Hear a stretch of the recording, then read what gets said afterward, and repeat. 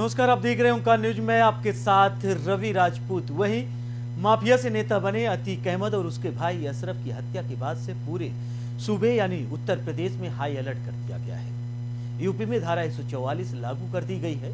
मुख्यमंत्री योगी आदित्यनाथ ने अफसरों से हर 2 घंटे में रिपोर्ट मांगी है। इस बीच खबर यह भी है कि पोस्टमार्टम खत्म होते ही अतीक और अशरफ को सुपुर्दे खाक कर दिया जाएगा।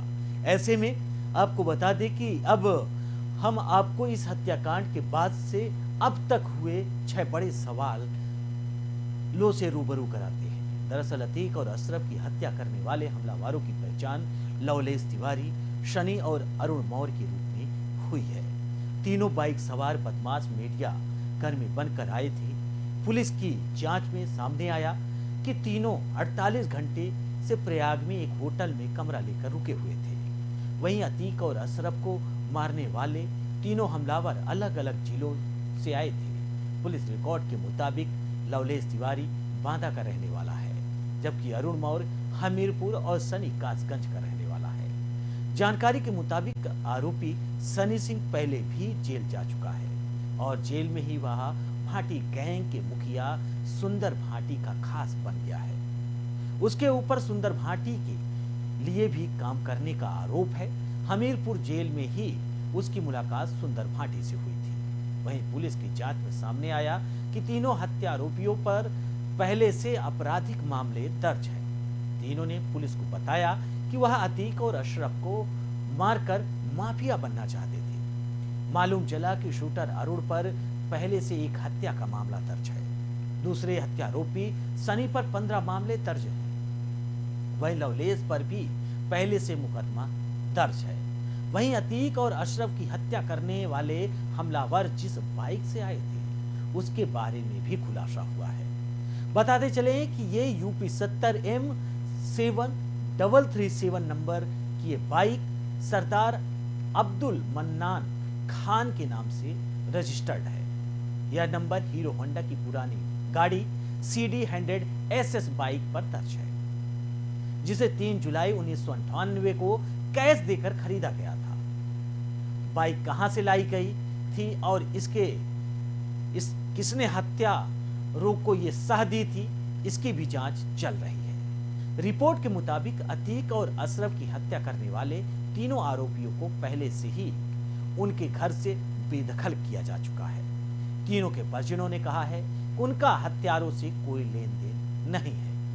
जानकारी के अनुसार पुलिस की पूछताछ में तीनों ने कहा है कि वह बड़ा माफिया बनना चाहते हैं, इसलिए उन्होंने इस घटना को अंजाम दिया।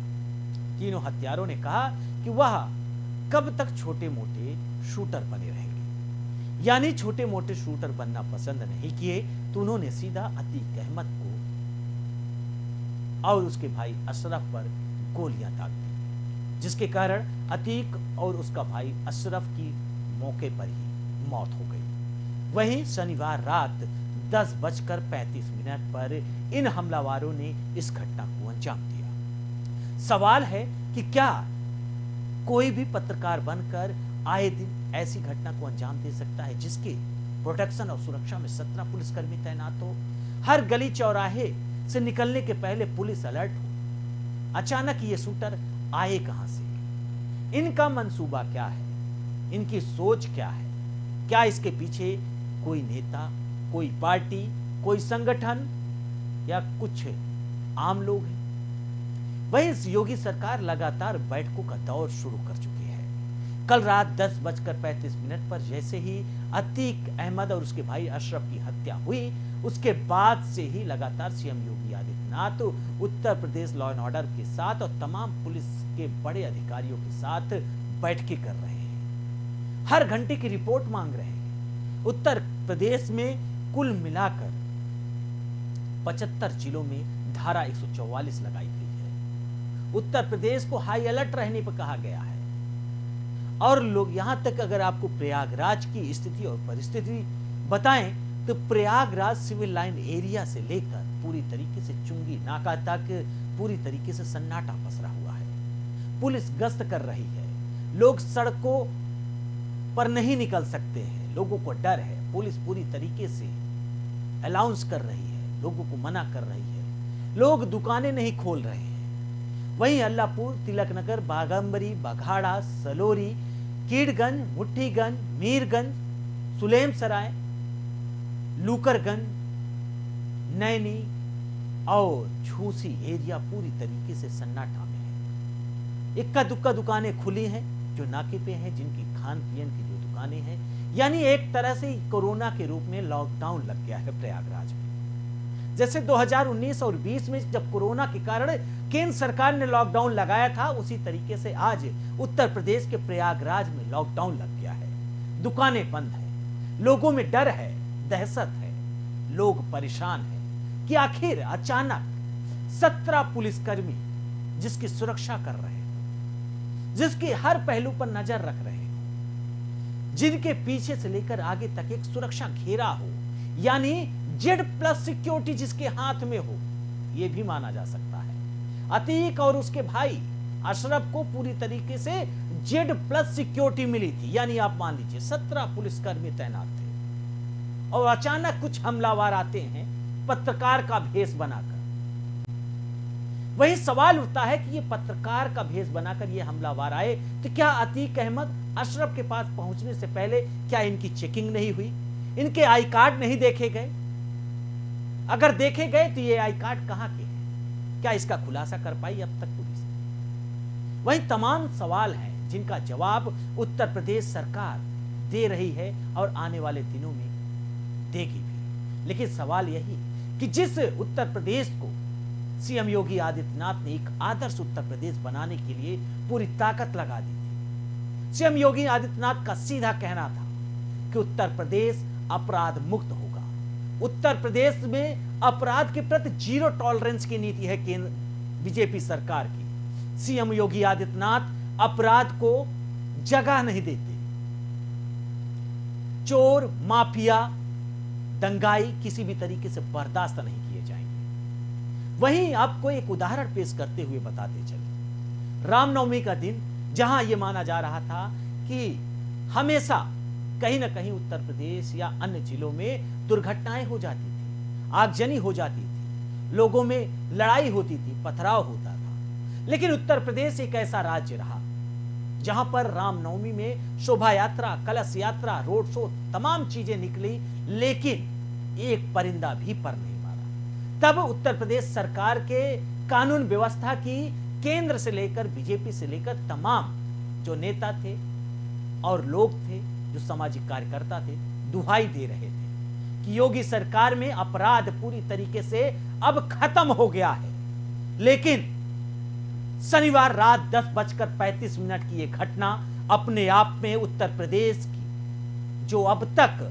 आदर्श उत्तर प्रदेश के रूप में योगी यानी उत्तर प्रदेश के लिए उपयोगी के जहां नारे लग रहे थे, अब उन्हीं के मंसूबे, उन्हीं के सोच पर सवाल खड़े हो रहे हैं। लोग प्रश्न कर रहे हैं कि योगी सरकार में इतनी बड़ी चूक हुई कहां से?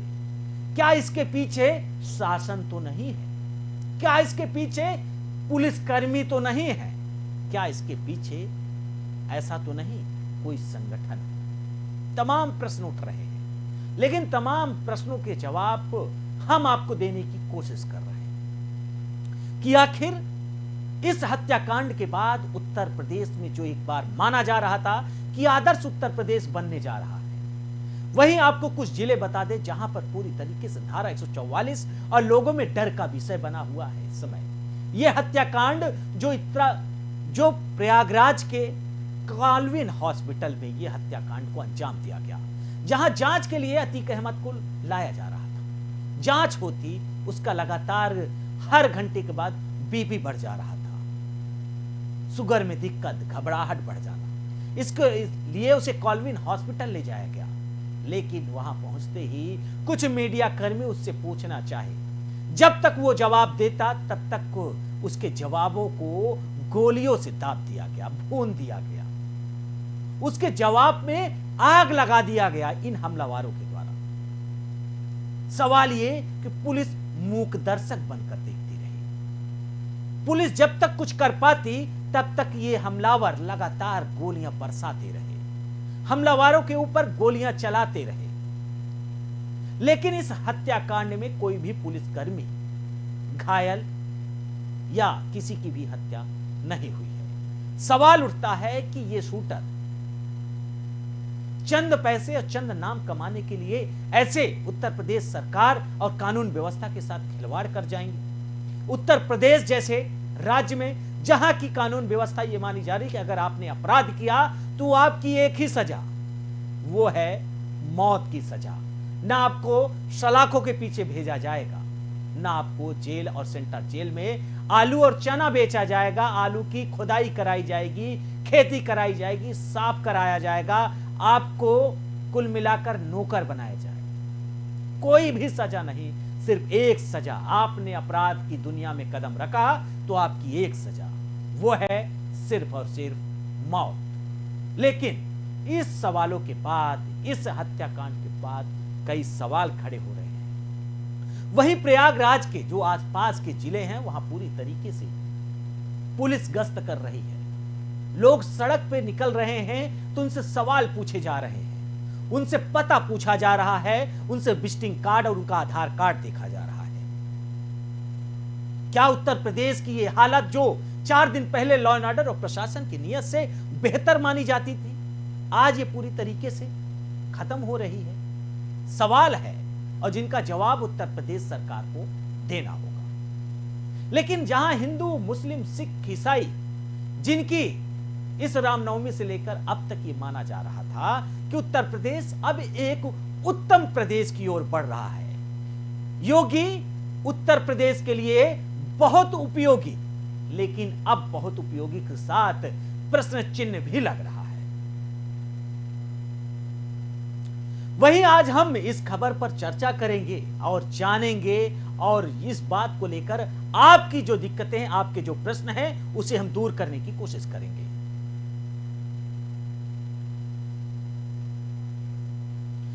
वहीं आपको बता दें कि इस खबर पर अधिक जानकारी के लिए अनीता अग्रवाल जी बीजेपी नेता के तौर पर हमारे साथ जुड़ रही हैं। अनीता जी, आपका स्वागत है। लेकिन अब तक बहुत सारे प्रश्न थे, बहुत सारे जवाब आए, सवाल आए, उनके जवाब दिए गए, लेकिन यह अचानक एक ऐसा भूचाल आया उत्तर प्रदेश के प्रयागराज में जिसका जवाब शायद आपके पास होगा क्योंकि सरकार आपकी है। अनीता जी, देखिए, इसका जवाब कुछ नहीं। सबसे बड़ी बात यह है कि अचानक कोई हादसा होता है तो उसका ये नहीं कि सरकार दोषी हो जाती है या प्रशासन दोषी हो जाता है। ये एक अचानक हादसा ऐसा हुआ है जो कि एकदम से समझ में ही नहीं आया। लेकिन इसको ये कहना कि सरकार इसमें दोषी है या योगी जी पे उंगलियां उठेगी या प्रशासन की लापरवाही है, इसको हम केवल ये कहेंगे कि एक तो जैसी करनी वैसी भरनी होती, जो आदमी जैसा चीज बोलता है वैसा ही पाता है, और बोला पे बबूल का तो आप नहीं पा सकता है। लेकिन दूसरी बात यह है कि अचानक आप ये सोचिए, मीडिया कर्मी के ग्रुप में अगर सामने आते हैं और अचानक वहाँ पे हादसा हो जाता है, उससे हम सरकार को दोषी नहीं दे सकते हैं। ये कभी भी कहीं भी ऐसा हो सकता है, लेकिन ऐसा नहीं है कि इसकी जांच भी हो रही है या इसमें हमारे मुख्यमंत्री ने इस में रात में उन्होंने सबको बुलाया मीटिंग की, अभी भी सब इसमें कर रहे हैं कि इसकी पूरी जांच होगी, पूरा इसका और कोई अपराधी हो वो बचेगा नहीं, या वो कहीं का भी हो। अनीता जी, आपका कहना सही है। अभी तक हमने ये बताया कि उत्तर प्रदेश को सीएम योगी के नाम से जहां रामनवमी पे पश्चिम बंगाल, बिहार और अन्य राज्यों में दंगे हुए, वहीं उत्तर प्रदेश एक ऐसा राज्य रहा जहां पर एक भी दंगे नहीं हुए।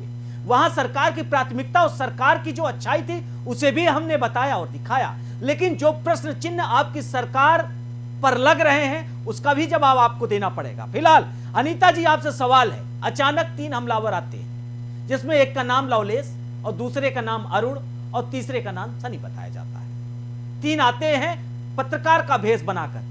क्या ये आप बताइए, जो भी मीडिया कर्मी के लोग थे, क्या अतीक अहमद अशरफ के पास पहुंचने के पहले उनकी चेकिंग नहीं होती थी? ऐसे जिसका मर्जी करे वो कोई भी पहुंच जाए उनके पास। ये आपको पता था कि अतीक अहमद का वो गृह स्थान है प्रयागराज, जहां पर उसका जन्म हुआ, जहां पर उसके हजारों दुश्मन है, जहां उसको जान का अधिक खतरा है, साबरमती जेल से भी ज्यादा। 17 पुलिसकर्मी अचानक तैनात होते हैं, अचानक ताबड़तोड़ फायरिंग होती है, उसके बाद पुलिस मूक दर्शक बनी रहती है, और 3 ये जो हमलावर हैं, लवलेश, अरुण और सनी, ये तीनों जय श्री राम के नारे लगाते हैं। इसके कुछ पहलू अनीता जी समझ में नहीं रहा, थोड़ा इसको आप स्पष्ट बताइए, क्योंकि आपकी सरकार है, आपको पूरी जानकारी मिली होगी, तो हम ये चाहेंगे कि आप हमारे दर्शकों को स्पष्ट तरीके से पूरी खबर रखें। देखिए, इसकी पूरी मैंने बोला ना कि पूरी जांच होगी, जांच के बाद ही कुछ बताया जा सकता है कि क्या हुआ। और जहाँ तक रही ये कि तीनों मीडिया के वहाँ पे अपना वो आईडी लेकर आए थे, ऐसा नहीं कि आईडी नहीं थी उनकी, उन्होंने गले में आईडी डाल रखी थी। और अचानक एकदम से ऐसा हादसा हुआ कि जो व्यक्ति समझ ही नहीं पाया, उन्होंने और जय श्री राम के नारे ऐसा नहीं जय जय कोई भी लगा सकता है, जय श्री राम तो आप नहीं अनीता जी, कोई भी लगा सकता है, ये सबको अधिकार है, लेकिन जय मतलब किसी की हत्या करो तो जय श्री राम के नारे, किसी के साथ अपराध करो तो जय श्री राम के नारे, भगवान राम को बदनाम किया जा रहा है, जिसकी सीएम योगी। मैं वही तो बात कर रही हूँ कि जय श्री राम बोलना खाली ये नहीं कि वो सरकार ही बोल सकती है, वो पक्ष विपक्ष कोई भी जय श्री राम बोल सकता है। अब जय श्री राम कहने में अनीता जी, आपको लगता नहीं कि ये जय श्री राम के नारे लगाने के बाद ये छिपने की कोशिश कर रहे हैं एक हिंदुत्व के एजेंडे के अंदर? इनको ये लगता है कि जय श्री राम के नारे हमने लगा दिए तो सरकार हमारी हमने जो कुकर्म किए, हमने जो ये अपराध की एक लंबी फहरिस्त बना ली है एक दिन में, इस पर सरकार कुछ शायद मरहम लगा दे। ये चीज बिल्कुल गलत है कि जय श्री राम से आप छुप जाएंगे। कोई भी अपराधी है वो छुपेगा नहीं ना, तो उन पूरी जांच होगी और पूरा इनको भी कार्रवाई पूरी होगी। ऐसा नहीं है, ये योगी सरकार है, योगी सरकार पूरी कार्रवाई करेगा और पूरी जांच होगी। ये कहना गलत है कि जय श्री राम के नारे से आप छुप जाएंगे। जय श्री राम कहना एक अलग बात है, वो आप जैसे मर्जी कर, लेकिन जय श्री राम के नारे से आप अपने अपराध को छुपा नहीं सकते हैं। वही अनीता जी होता है वो किसी का भी हो।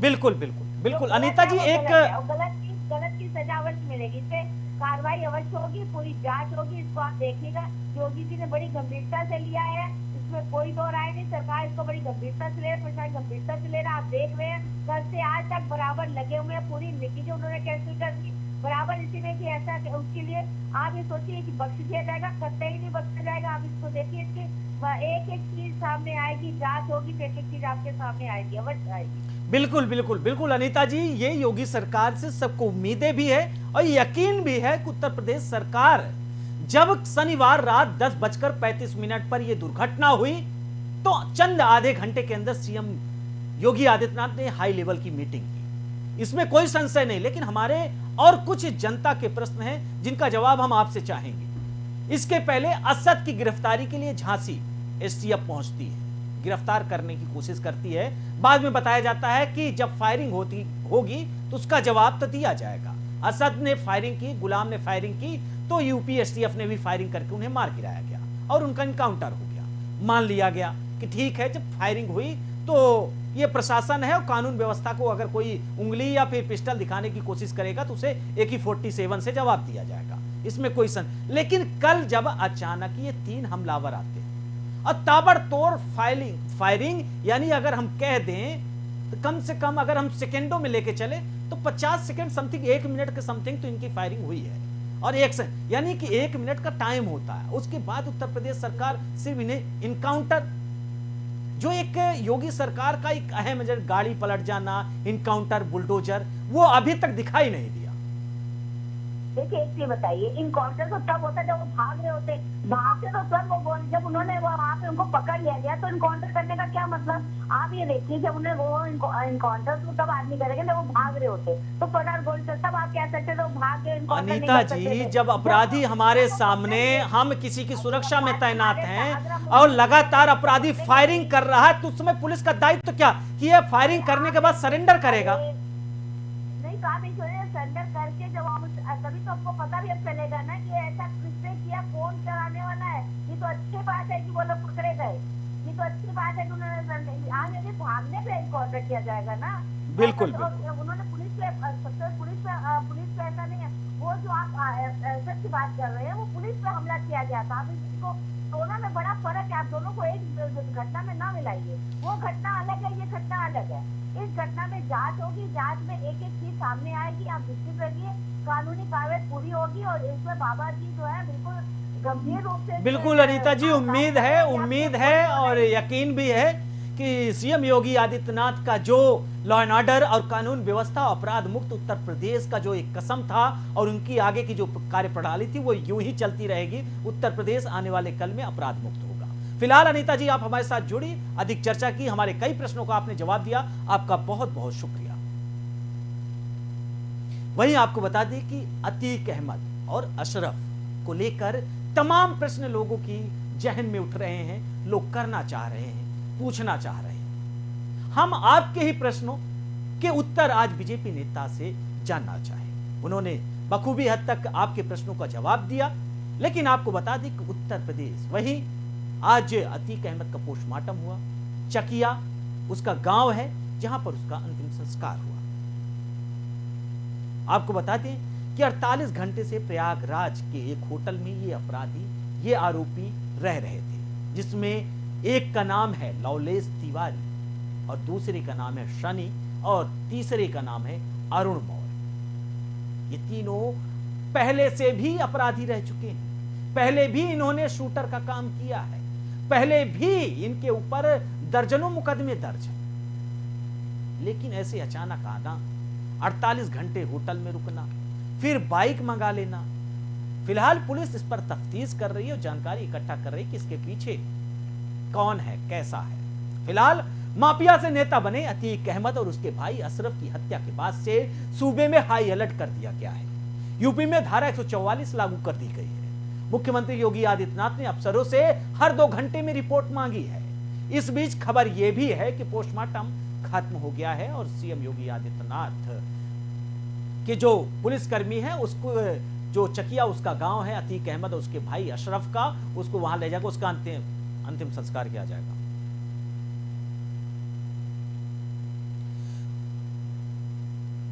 वहीं इस खबर पर अधिक जानकारी के लिए पूर्व आईपीएस अधिकारी ओपी सागर जी हमारे साथ जुड़ रहे हैं।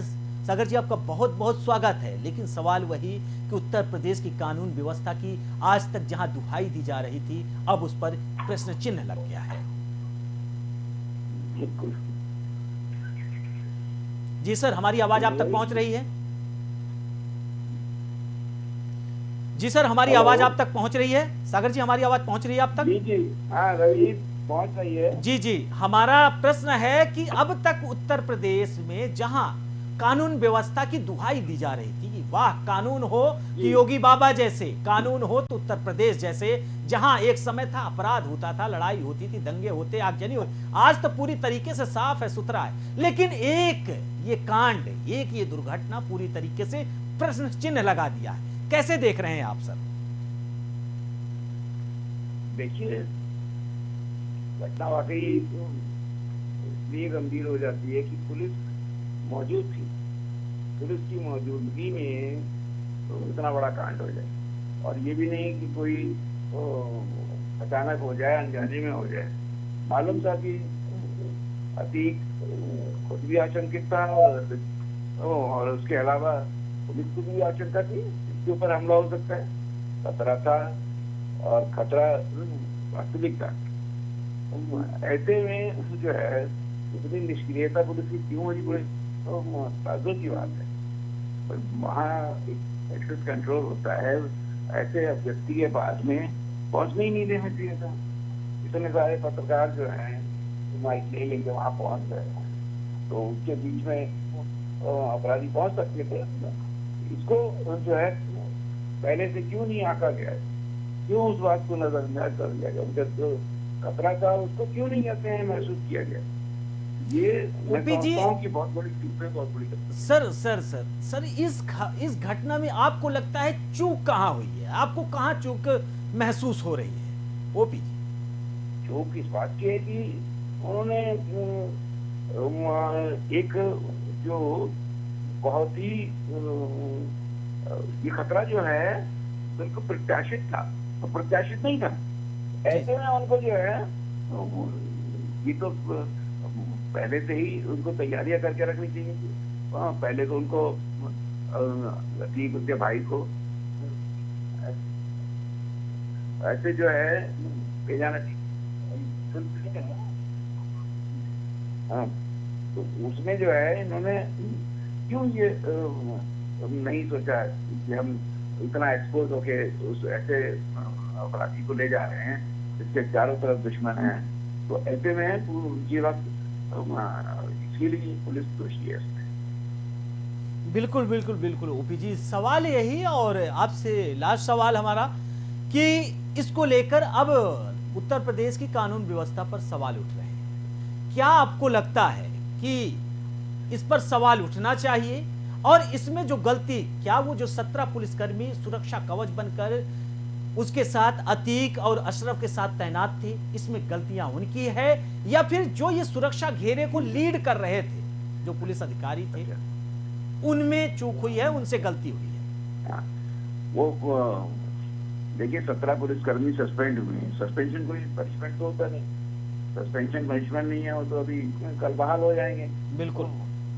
लेकिन उनके ऊपर और सख्त कार्रवाई हो, उनके ऊपर जो हत्या हुई है उसमें हत्या के साजिश करता होने चाहिए, 120 के मुलजिम बनाने चाहिए, उनके खिलाफ मुकदमा लिखा जाए, और तब जो है वो ये ऐसे लोगों को सबक मिलेगा। ओपी जी, सवाल एक आपसे मैं आपके ऊपर डाल, अगर उस दौरान एक पुलिस अधिकारी के रूप में आप वहां पे मौजूद होते और उस दौरान ये घटना होती तो एक पुलिस अधिकारी के नाते क्या किया जा सकता था जिससे इस घटना में जो ये अपराधी हैं इन्हें भी मान लो पकड़े तो गए हैं, लेकिन उस समय किया क्या जा सकता था? थोड़ा आपसे इसका स्पष्टीकरण जानेंगे कि आखिर वाकई क्या जो चीजें नहीं हुई, अगर ये चीजें हो जाती तो शायद बेहतर होता और लॉ एंड ऑर्डर जैसे बना था वैसे बना रहता। सर, मैं अगर होता मौके पे तो मैं ये वारदात होने ही ना देता। मेरा बिल्कुल स्पष्ट मत है कि आखिर इतनी बड़ी चूक कैसे हो जाएगी। भाई हमें मालूम है कि इस पे हमला हो सकता है चारों तरफ से, तो एक भी जो है व्यक्ति को उसके पास आने ही ना दी जाता, चाहे वो पत्रकार होता चाहे कोई होता। तो ये सिर्फ सुरक्षा कवच होना चाहिए और उसके पास में कोई जिसको कहते हैं ना कि पटकने नहीं देंगे पास है। अगर ऐसा होता तो कैसे अपना दिया जाता? ये लोग तो बिल्कुल जैसे भी लड़के ही हैं, बिल्कुल इसमें कम उम्र के लड़के कैसे वहाँ जो है इतना बड़ा सोच सकते हैं, षड्यंत्र कर सकते हैं और जाके हमलावर हो सकते हैं। तो ये बिल्कुल नहीं होता।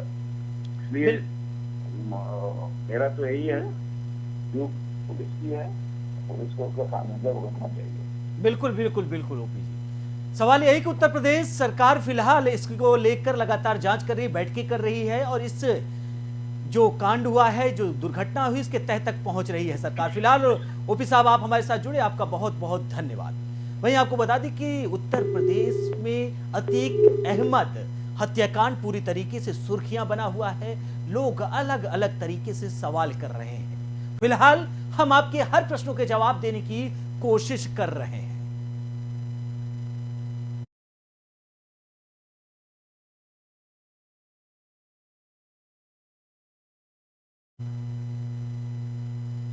फिलहाल इस बुलेटिन में हमारे साथ इतना ही। बाकी देश दुनिया की तमाम बड़ी खबरों से जुड़ने के लिए देखते रहिए ओंकार न्यूज। नमस्कार।